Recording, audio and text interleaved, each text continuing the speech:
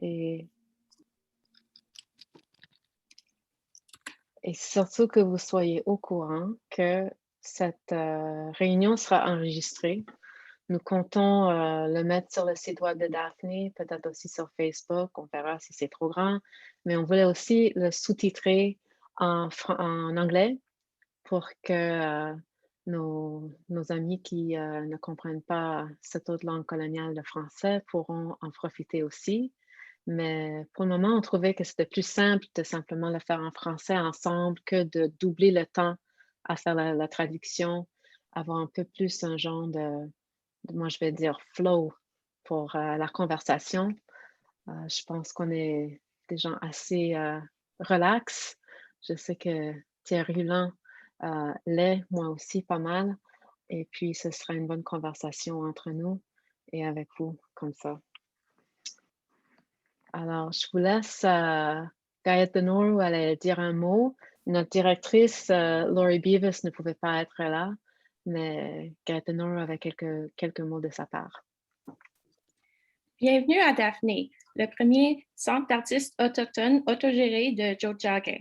Nous sommes situés au 5842 rue Saint-Hubert et nous vous invitons pour visiter l'exposition parure de Te Hari Ulan Michel Savard en semaine de midi à 5 heures et le samedi de midi à 4 heures jusqu'à le 26 juin.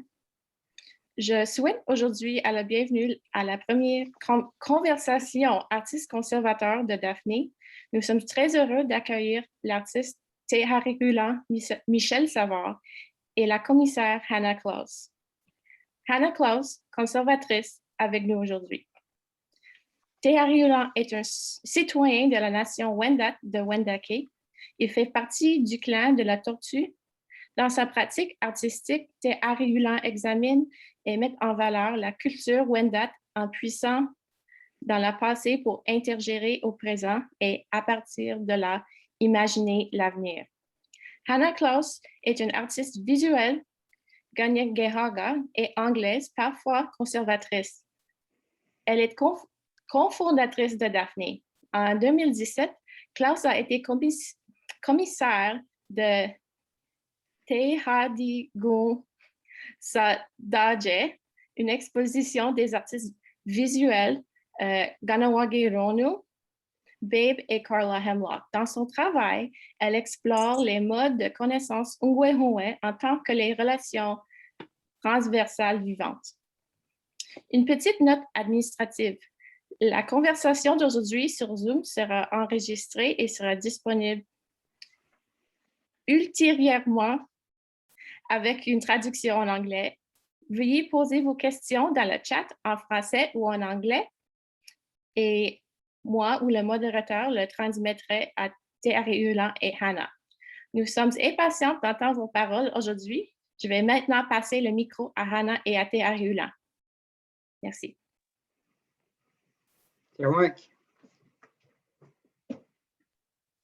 Bien, bien fait. Alors voilà, bienvenue à tous et à toutes. Wakunuradu. Je pense que Théa et moi, on avait parlé un peu avant comment on voulait que ça se passe. On commence à être pas mal habitué au Zoom maintenant. Et puis, on se disait qu'on préférait vous voir tous ensemble comme ça. C'est plus sympathique comme chose que de juste avoir nos deux têtes qui parlent. Alors, voilà, ça ajoute un peu d'informalité à l'affaire. Thierry, non, est-ce qu'on leur demande de garder les questions pour la fin ou s'ils ont des questions en cours, comment veux-tu faire ça? Ben, s'il y en a en cours de conversation, ça ne me dérange pas. Ça peut être intéressant aussi. Là. Ouais. Tu vas peut-être rejoindre les questions que tu avais déjà préparées d'avance aussi. Fait que ça peut être bien OK. Ouais. C'est beau ça. C'est beau ça. On va voir. OK. Ben, c'est ça. Je dirais que c'était vraiment mon grand plaisir d'être commissaire pour cette exposition avec Thierry Hulin. Moi, je le connais un peu plus comme Michel Savard depuis assez longue date, je pense. Ami qu'on complice avec Guy Siri-Durand. C'est comme ça que moi, je t'ai connue Mhm. il y a assez longtemps. Mais aussi, c'était ton œuvre qui était avec la loi sur les Indiens. Ça s'appelait comment, ça? Divulgation proactive, c'est l'exposition sur la loi sur les Indiens revisitée qui avait été montée en 2010 par le commissaire Louis-Carl Picard-Sioui, à l'époque qui travaillait au Musée Rwanda. Et c'était une exposition qui avait commencé là-bas, c'est ça? Oui, Je pense que je l'avais vu au McCord, c'est pour ça, le musée McCord. oui, l'expo a commencé à Wendake. C'était la première exposition qui avait été montée, je pense, par le musée Rwanda. Puis, mais à l'époque, je travaillais là aussi, c'est drôle. Mais bon, puis l'expo, oui, est allée au musée McCord. Il y avait eu un bel happening au musée McCord. Pour ceux qui étaient là, je ne sais pas s'il y en a qui. Peut-être que Joe Laney, j'ai vu tantôt, il était là. Ça avait frappé assez durement. On avait surpris beaucoup de gens avec cette expo-là ici. Ouais. C'était vraiment super intéressant. Je pense que les gens du McCord s'en souviennent. Jonathan a peut-être entendu parler un peu parce que ça avait été spécial. Effectivement, les gens s'en souviennent. Moi, je n'étais pas là, je l'ai vu sur vidéo par la suite et j'ai été très impressionné par ce que vous avez osé faire. C'était vraiment champion ce que vous avez fait. Ouais, j'allais dire, ils l'ont quand même engagé, Jonathan, au musée, alors ça n'a pas pu être trop pire.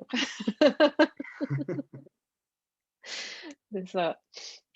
Ben, c'est ça, justement. Je sais que tu as travaillé assez longtemps au musée à Wendake et puis je m'intéressais à ça parce que je me demandais comment est-ce que tu trouves que ça a influencé ta pratique artistique? Moi, le temps que j'ai travaillé au musée, j'ai été conservateur au musée Rwanda. En fait, c'est une institution c'est un petit musée, puis comme dans tous les petits musées, tu fais tout aussi. Là, tu montes les expositions, tu les crées, tu empruntes des objets qui sont partis de la communauté, ça fait longtemps, puis là, tu les revois, puis tu les admires parce que souvent, c'est un travail assez extraordinaire. Je pense de voir des objets anciens, de pouvoir les examiner, les faire parler aussi. Je pense que ça allume beaucoup de lumière. Là, les souvenirs qu'on a pu entendre des aînés, aussi de par nos lectures. On voit des choses qu'on comprend un peu plus. Puis, ça m'a influencé dans le sens que je pouvais créer des choses à partir de la tradition matérielle. Ben, j'ai déjà commencé, j'étais jeune à faire des objets, quand même assez jeune. Puis tout ça m'a quand même vraiment influencé, puis m'a permis de faire plus de recherches aussi sur les collections, puis les objets que les gens portaient à l'époque, les fabrications, que ce soit le piquant de porc-épic, le poil d'orignal, les écorces, tout un peu les médiums que les gens utilisaient, bien, ça m'a permis d'examiner des coiffes, par exemple, comment ils étaient faits, avec quoi ils étaient faits. C'est tout ce genre de travail-là qui nous permet d'aller un peu plus loin dans notre travail. C'est sûr que ça ressort dans ce que tu fais, dans ce que tu présentes à Daphné, en tout cas, ce genre d'influence du passé que tu apportes dans le futur. Hein? Mm-hmm. C'est ça qui est intéressant là-dedans. Et puis, est-ce que c'est quelque chose que cette idée des composants futuristes, disons, ou de nos jours, est-ce que c'est ajouté aux formes plus traditionnelles? Est-ce que c'est quelque chose que tu regardes depuis longtemps ou est-ce que c'est nouveau? Je vais avouer que je n'étais pas certaine quand on s'était parlé ce que tu allais présenter, ce que tu avais en tête à présenter comme exposition. C'était grand ouvert, la possibilité, tu sais. Et je savais qu'on ne va pas forcément savoir à l'avance, mais je suis vraiment contente avec ce qu'il y a là.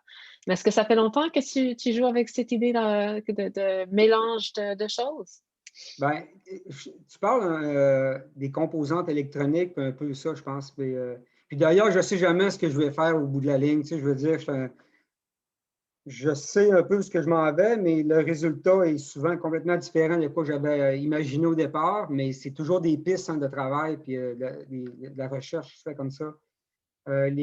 J'ai utilisé dans l'expo des composantes électroniques. Ça, j'ai commencé à le faire la première fois, c'était en 2016, avec une expo collective qui avait été faite avec le musée de Rimouski.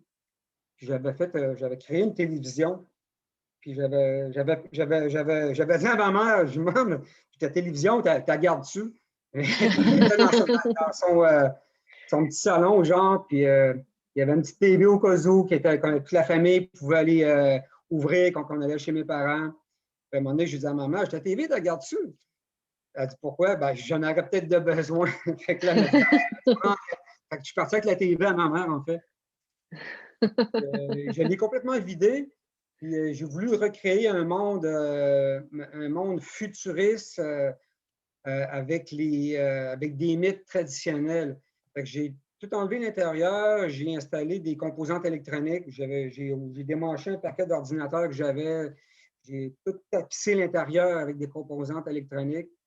Puis l'idée dans ce projet-là aussi, c'était on faisait un échange on avait un binôme avec lequel on échangeait une petite pièce, une miniature. C'était d'incorporer cette miniature-là dans notre création. Puis la fille, c'est quoi son nom? Je suis gêné, je ne me souviens plus. Ça m'écoute, elle ne sera pas contente, mais bon. Puis elle avait fait une sculpture dans une boule de bois qui représentait, elle s'était basée un peu sur ma culture, sur nos traditions pour créer la femme qui tombe du ciel. Puis ça, je l'avais fait flotter dans la télévision. C'était vraiment intéressant parce que quand j'avais fait une petite vidéo à un moment donné avec mon téléphone, puis j'avais rentré dans tes livres. C'était comme un peu dans un monde de Star Wars, un monde de galaxies, mais toujours avec le côté de la tradition, puis des anciens mythes de la création. C'était vraiment quand même, puis il y avait de la lumière là-dedans, puis je trouvais ça intéressant de faire le lien entre le passé puis la modernité. Tous nos mythes chez nous sont encore présents dans notre vie de tous les jours, en fait. Ouais. Pour montrer qu'il n'y a pas à cause qu'on est en 2016 à l'époque, que ces choses-là n'existent plus, ça existe. C'est encore très, très présent. C'est ça que j'ai voulu démontrer en utilisant les composantes électroniques. Puis par la suite, j'ai refait certains bijoux avec ça. Et pour l'expo parure, j'ai décidé j'avais fait une expo il n'y a pas longtemps aussi au centre Onigan à Shawinigan. Puis j'ai encore utilisé ce genre d'objet-là. Pour Daphné, c'était comme dans une allée d'utilisation de ces pièces-là.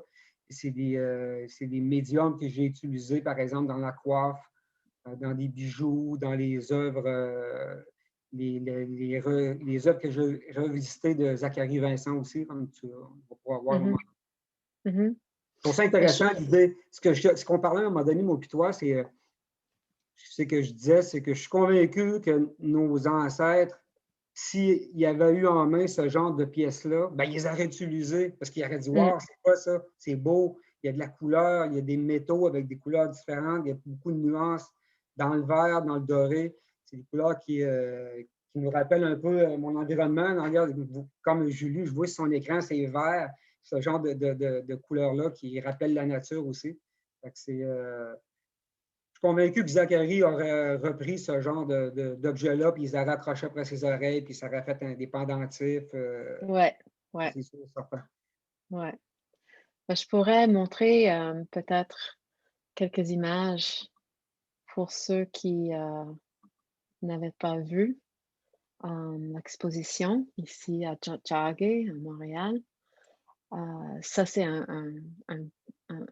un gros, beau tableau qui a fière allure qu'on voit tout de suite quand on rentre.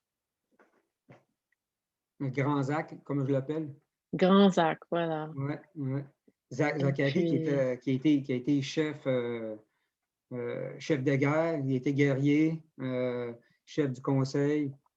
Dans cette œuvre-là, j'ai incorporé certaines choses qui rappellent le rôle qu'il a joué aussi.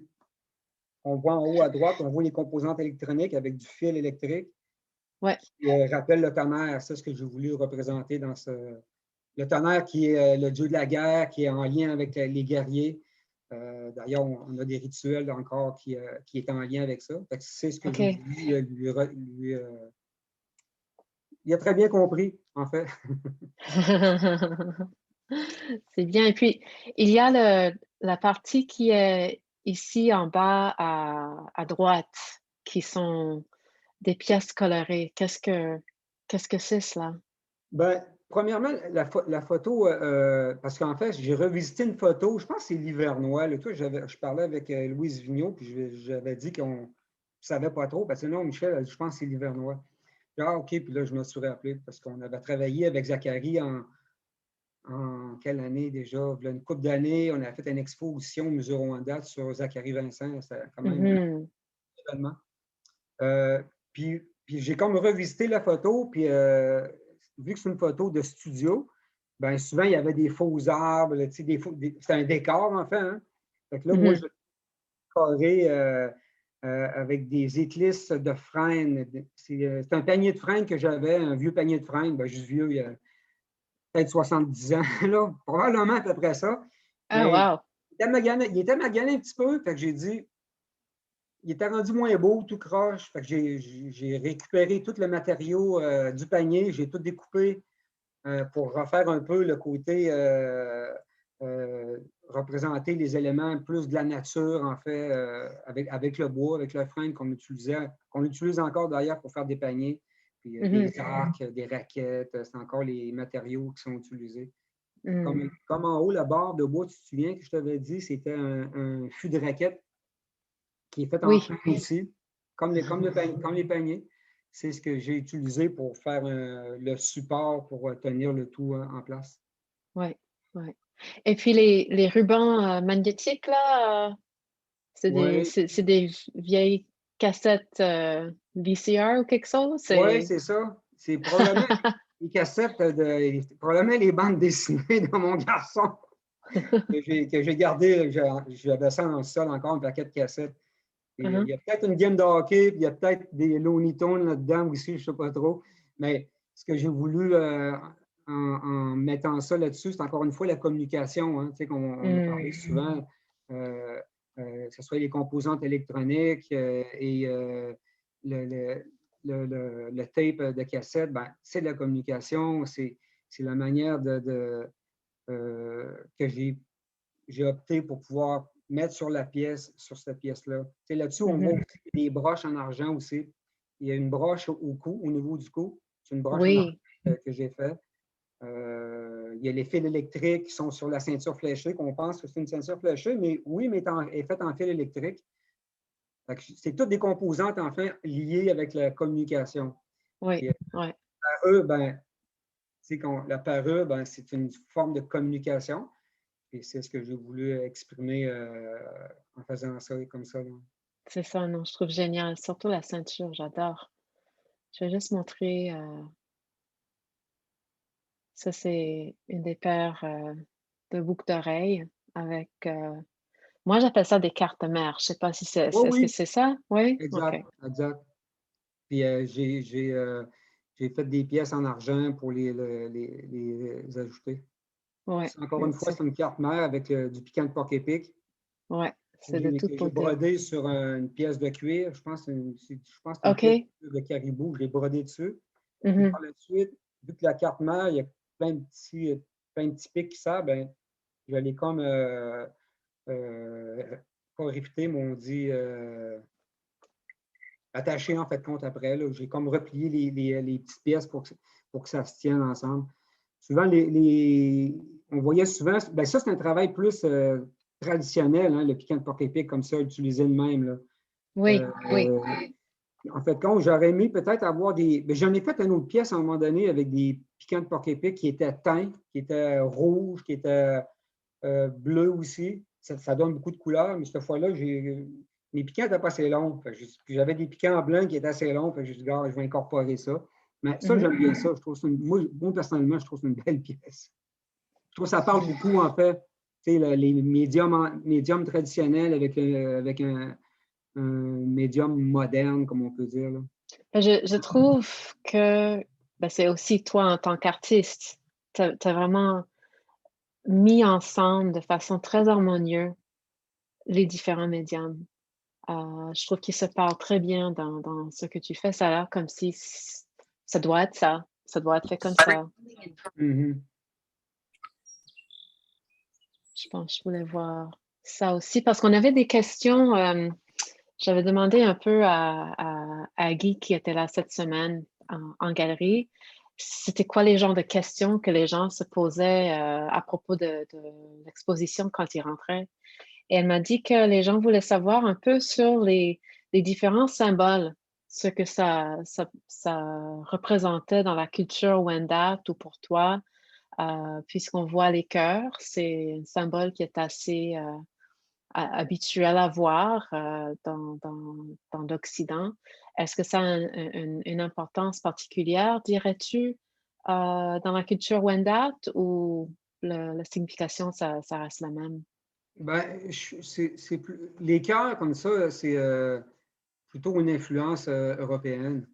Puis Mhm. déjà là, ce travail-là, en fait, pour répondre à ta question aussi, j'essaie de faire souvent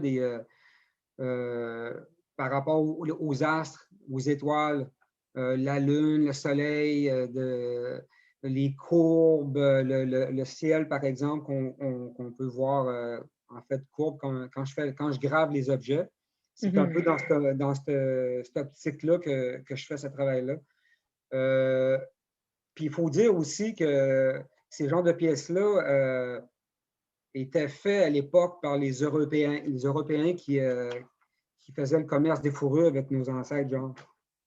Fait que c'était fait spécifiquement pour emmener sur le terrain de la traite des fourrures. Mhm. La diplomatie aussi, parce que toutes les rencontres diplomatiques, que ce soit entre Autochtones ou avec les non-Autochtones à l'époque, il y avait des cadeaux, il y avait un échange de cadeaux. On ne parle pas, on ne s'assoit pas ensemble s'il n'y a pas un échange quelconque qui vient au début. Puis, ce genre de pièces-là a quand même une influence autochtone parce que avant l'arrivée des Européens, les gens utilisaient beaucoup le coquillage pour se parer, gravaient le coquillage, perçaient le coquillage pour faire des formes géométriques. Puis les gens ont trouvé probablement qu'avoir un bijou en argent qui était presque similaire avec ce qu'eux faisaient même avec le coquillage, il y avait une certaine brillance aussi de lumière qui apparaissait avec ces bijoux-là. C'était quand même des choses que les gens adoraient aussi. Aussi, tantôt, on parlait question des clans. Souvent, sur des pièces anciennes, on voyait des chevreuils, des castors, des tortues, des ours, qui étaient souvent en lien avec le clan que les gens pouvaient porter. Oui, C'est oui. ce que je refais, là. Comme moi, mes bijoux, souvent, sont en représentation beaucoup la tortue. Fait que quand j'en fais pour des gens, des fois, ils me le demandent, c'est quoi ton clan? Comme là, j'ai des brassards à faire pour un gars. Il m'a dit qu'il était du clan de l'ours. Je vais essayer de réfléchir en faisant la pièce, en pensant à l'ours tout le temps. C'est en me mettant toujours Oui. dans ce monde-là. OK. Moi, je porte mes tortues aujourd'hui. Ah oui. Je voulais juste voir ça, montrer une image de ça aussi, parce que je trouve que c'est une pièce magnifique. Et puis, est-ce que tu peux nous parler un petit peu de la coiffe? Oui, la coiffe, je me suis basé en fait sur la coiffe traditionnelle que les hommes portaient autrefois. C'est quand même. Puis là-dessus aussi, comme tu vois, il y a le soleil, la lune et les étoiles qui sont représentées. J'ai fait le mélange entre les pièces en argent et les pièces électroniques. C'est ce que j'ai voulu représenter sur la bande, en fait. C'est une grosse bande en argent qui est attachée après sur une bande en écorce de bouleau en dessous, qui elle, est recouverte d'un tissu rouge. Puis la plume de tétra des savannes qu'on voit en avant au niveau du front.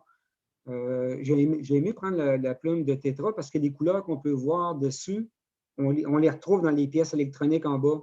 J'ai voulu agencer ces couleurs-là aussi. Les plumes de dindon sauvage, c'est la manière, c'est le genre de plumes que nos anciens prenaient pour faire les coiffes. Certains peuvent prendre toutes sortes de plumes, les plumes d'oie, les plumes d'outarde, les plumes même des plumes de coq qu'on voit des fois. Mais je trouve que les plumes de dindon, c'est noble, en fait. C'est en fait de matériaux naturels pour nous. La plume de dindon, c'est important parce que nos ancêtres l'utilisaient beaucoup. Puis je les éteins aussi. J'ai pris des bêtes là, pour les teindre. Ça prend quand même un certain temps, beaucoup de trempage. Je sais qu'on aurait pu prendre un autre médium, des plantes plus traditionnelles, mais il reste que c'est quand même une racine. Puis je sais qu'au 19e, les gens, ils prenaient ça aussi. Comme on dit, tout change, hein? Ben oui, c'est ça. Puis, ben oui, regarde, c'est ça. La coiffe, regarde, il y a des composantes électroniques dessus. Qu'est-ce qui est intéressant de la coiffe, comme je disais l'autre fois, la plume du tétra, elle vient de la Côte-Nord. Les plumes de dindon viennent d'Odanak. L'écorce de bouleau en dedans vient de Manawan. Le frêne, j'ai du frêne aussi à l'intérieur. J'ai une bande de frêne aussi à l'intérieur. Pour moi, c'est des médiums qui sont nobles. C'est pas de l'or, c'est pas des grosses pierres et pierres précieuses qu'on dit que c'est noble. Mais pour moi, les produits naturels comme ça, c'est pas évident non plus à se trouver. On pense que trouver des plumes de dindon puis une belle écorce, on trouve ça partout. Non, c'est pas toujours évident à trouver. Il faut avoir des contacts ou il faut aller l'accueillir sur place. Puis il faut avoir. Avec l'écorce de bouleau, par exemple, tu sais, l'écorce de bouleau, aujourd'hui, les bouleaux, on a bien de la misère avec, ils ont beaucoup de maladies. Puis l'écorce est très, très fine. Fait que pour avoir une écorce, pour faire un bon cerceau, ça te prend des bons arbres. Ça te prend une forêt en santé. C'est ça qui est important. Le jour où la forêt va être malade, ben, il n'y en aura plus d'écorce de bouleau pour faire des paniers, pour faire des canaux, pour faire des coiffes, etc. Une belle grosse bande en argent aussi. Ça, c'est pas mal magnifique, oui. Ben justement, c'était une autre question. C'était un peu, c'est quoi le processus pour travailler l'orfèvrerie comme ça? C'est clair que tu as des acquis, des connaissances, tu as été formé là-dedans. Qu'est-ce que ça implique pour produire des choses comme ça? Ben, comme tu dis, oui, moi, j'ai fait une formation en 2001-2002 en bijouterie.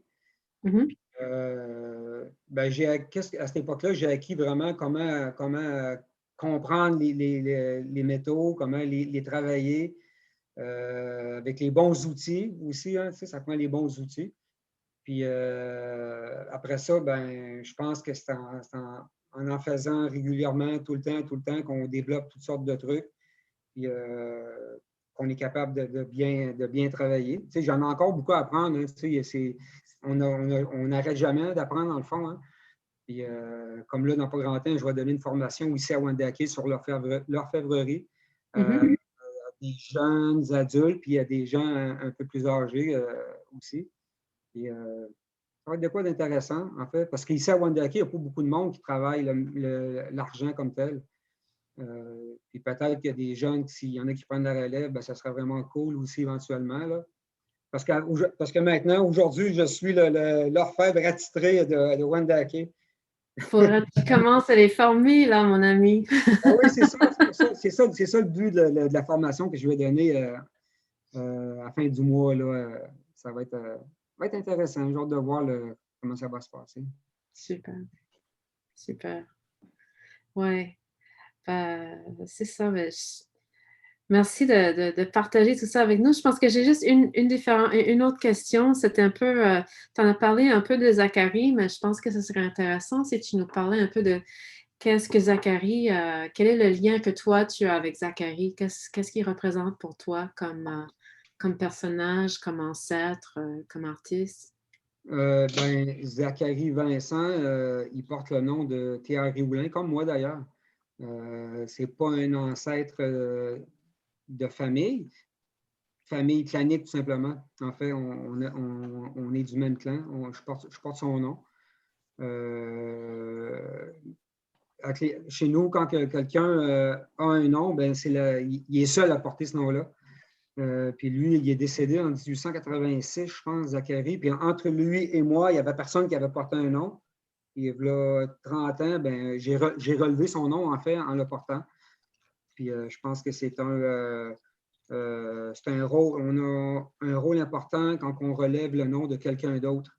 Parce qu'il faut lui rendre honneur, il faut être à la hauteur de la personne qui l'a porté avant nous. J'essaie d'être à la hauteur dans le sens, pas faire de niaiserie, d'être une bonne personne, essayer de bien faire les choses. Tu sais, c'est pas. Puis je pense, puis avec mon travail, ben, je pense qu'il a quand même une influence sur moi. Parce que Zachary Vincent, c'était probablement un des premiers artistes autochtones à travailler la peinture au 19e siècle, avoir une pratique artistique vraiment connue, puis recherchée aussi.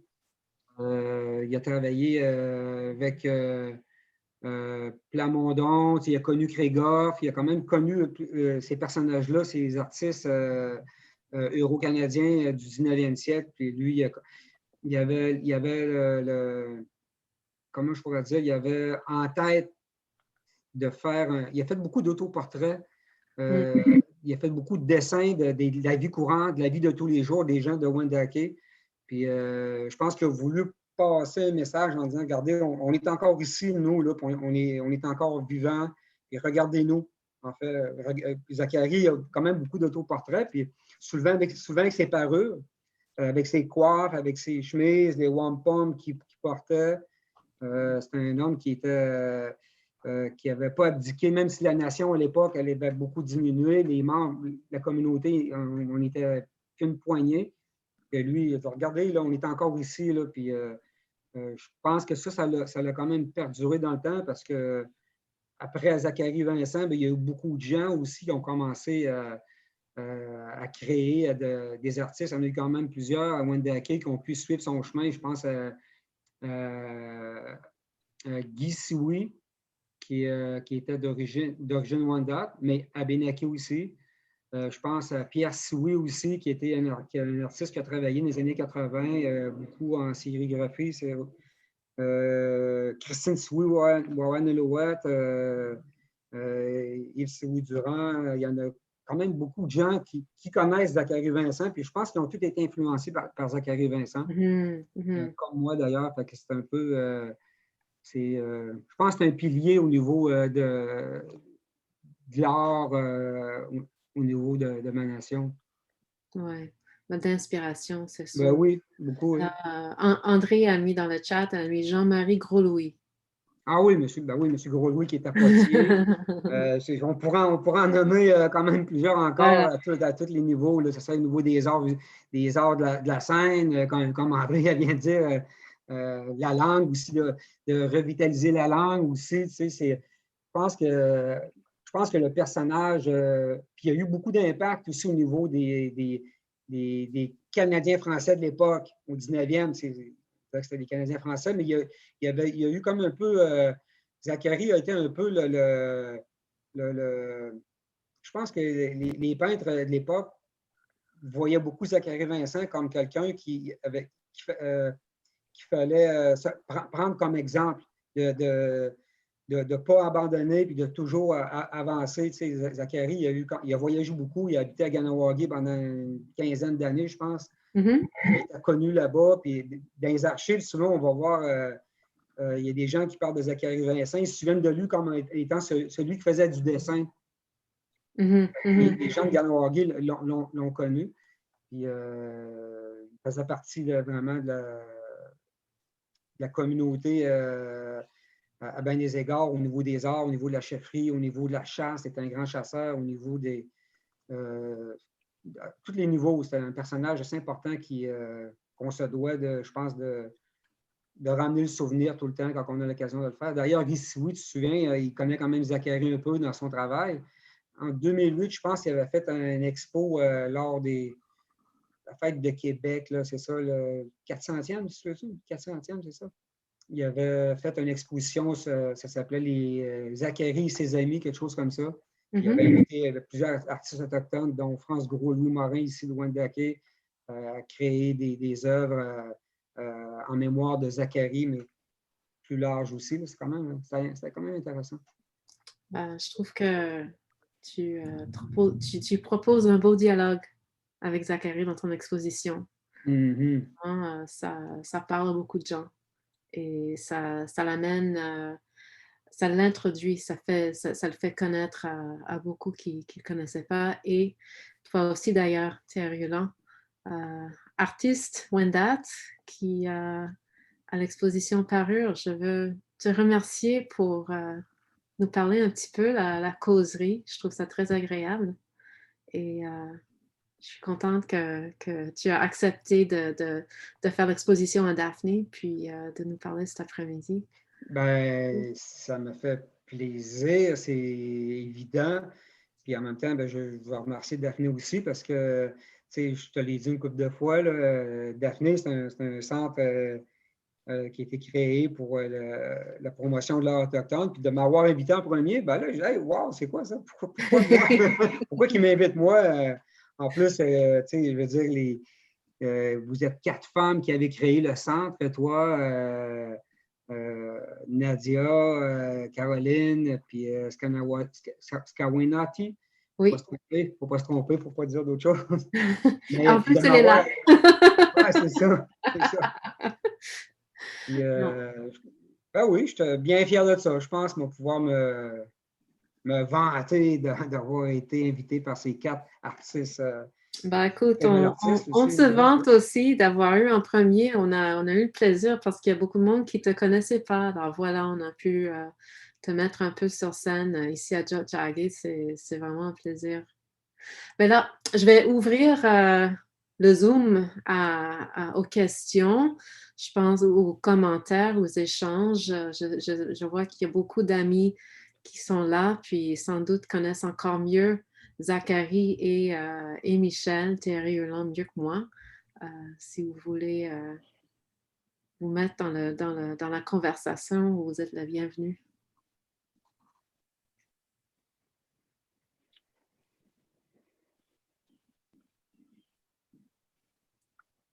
Il y a juste des oiseaux. C'est ça. Mais personne ne se lance. Je pourrais me lancer. Oui. Oui. Félicitations, Michel Théarulin.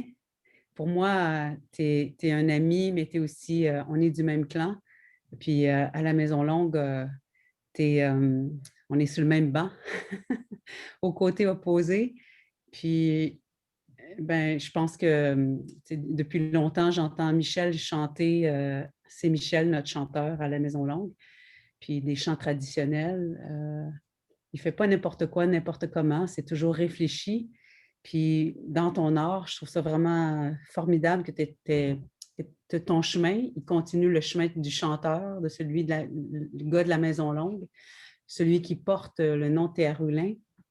C'est un chemin qui se continue dans ton art. Tu sais, les réflexions, mais toujours nourries, appuyées sur la mythologie, sur ce qui donne sens à la Maison Longue. C'est que moi, je voulais juste souligner ça puis te remercier. Tiawankina. Ben, comme André vient de dire, pour moi, je ne suis pas sûr que je ferais de l'art si je n'avais pas, peut-être que oui aussi, je ne veux pas dire n'importe quoi, là, si je n'avais pas la culture Wendat en arrière de moi, c'est toutes les réflexions qu'on a quand on a des discussions avec André ou avec Joe, ou avec Lucas Picasso, que tu connais aussi, Anna. On travaille beaucoup ensemble avec tous les artistes qui sont à Wendake. Les réflexions seront toujours autour de la culture, de la mythologie, de nos chants, de nos contes. C'est un beau panier là, dans lequel on a plein de choses qu'on peut piger et qu'on peut partir sur toutes sortes de chemins de création. Puis c'est avec ces gens-là que je travaille beaucoup aussi. Là. Beaucoup d'inspiration aussi avec les gens qui nous entourent. Hein, ben oui. Ouais, non, ça se voit bien. Puis je suis contente que tu le partages avec nous autres qui sont un peu ailleurs, mais partie de la plus grande communauté, disons. C'est ça. Ah oui.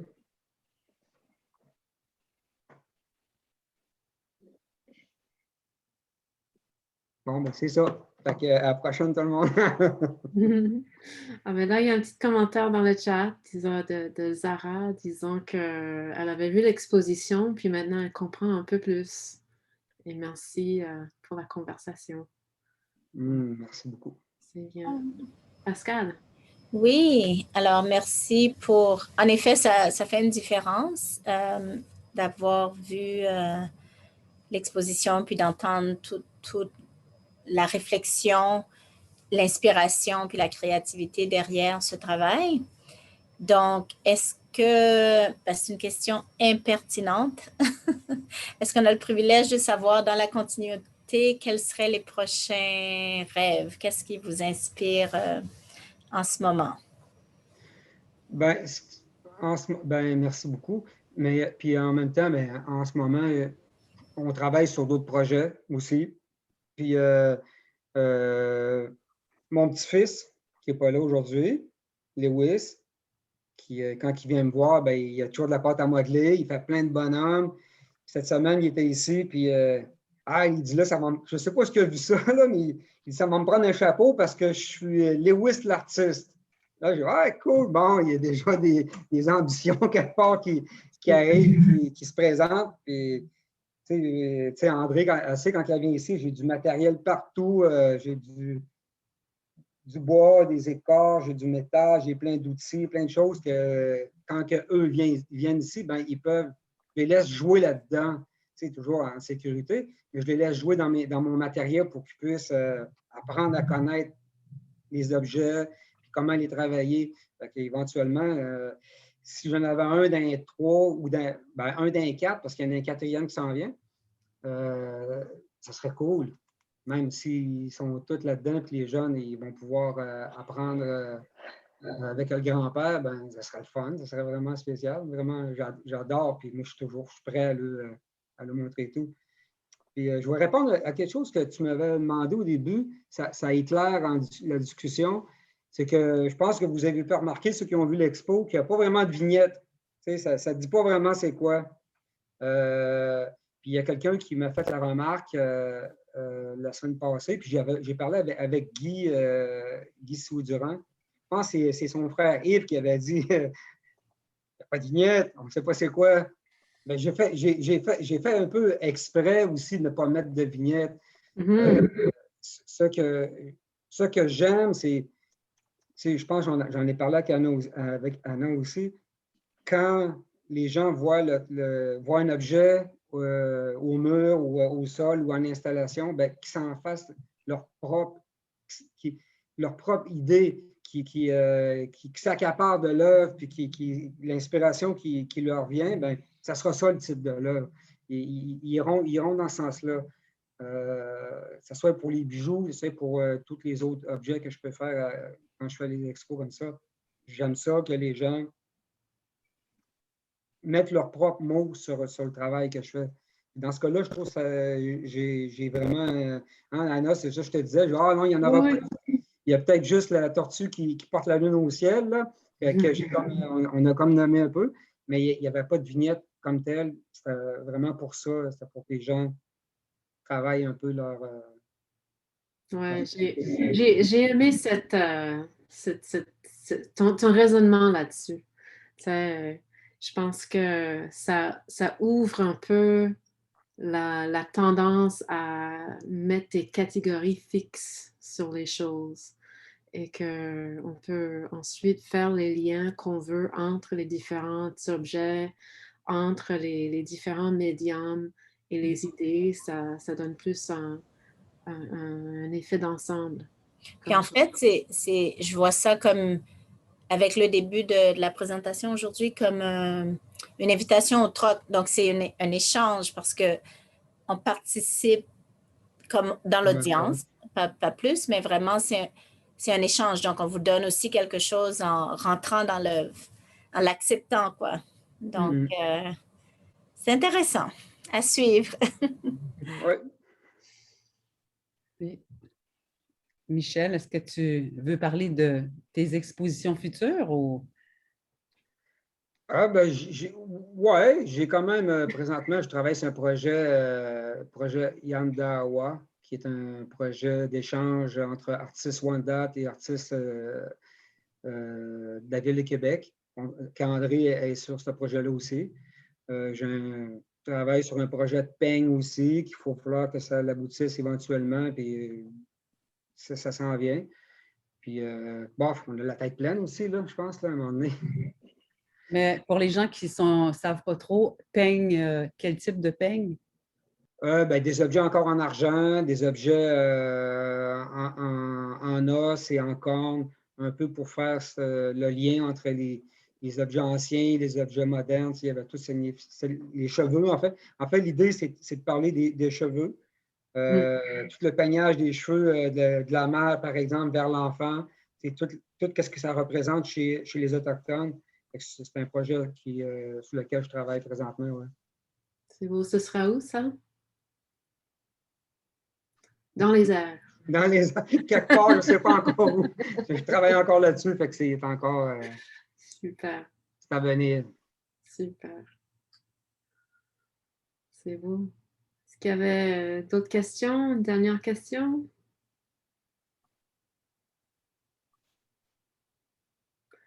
Je pense que c'est beau comme ça. Hein? C'est pas mal. On s'était dit, on se demandait pour l'heure combien de temps donner ça, puis on se disait que 1 heure, c'était bien. Je pense à l'origine, on avait fait 2 heures parce qu'on pensait faire la traduction. Et là, tu doubles le temps parce que tu traduis tout. Mais là, on s'est dit non, non, 1 heure, c'est mieux, c'est un peu moins intimidant, un peu plus intime. Et puis, merci de prendre le temps à vous tous et toutes pendant votre après-midi pour, pour participer avec nous. On aime ça. Et puis, il y a toujours une semaine qui reste pour l'exposition. Mm-hmm. Si vous êtes à Tiohtià:ke, vous pouvez passer voir en vrai les différentes choses. Et voilà, je vous dis merci et bonne continuation. Merci à tout le monde. C'est à moi, Kawiti. Ouais. Merci, Michel. Merci à toi. Hein. On est Wahi. C'est bon. Ah, Anna, on va se parler encore 2 petites secondes, s'il vous plaît. Oui. Hein? Oui, bien sûr. Oui. Bye, Michel. Bye, Anna. Bye, salut, Joe. Merci d'être là. Bye bye, à la prochaine. Bon. C'est bien? C'est correct? Très bien. On peut arrêter l'enregistrement, peut-être? Ça, c'est